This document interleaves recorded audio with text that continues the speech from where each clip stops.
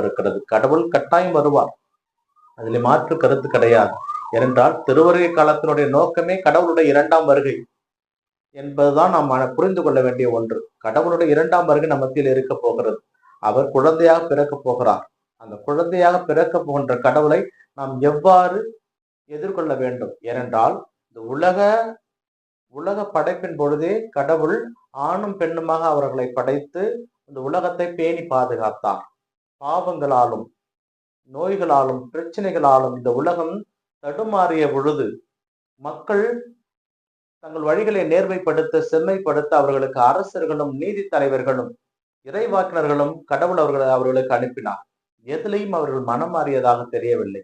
அப்பொழுது கடவுள் தனது ஒரே மகனை இந்த பூமிக்கு அனுப்ப திருவுளம் கொண்டார். அப்படியானால் தன் மகனை இந்த பூமிக்கு அனுப்ப திருவுளம் கொண்ட கடவுள் அதை எப்படி தயாரிக்கிறார் என்றால்,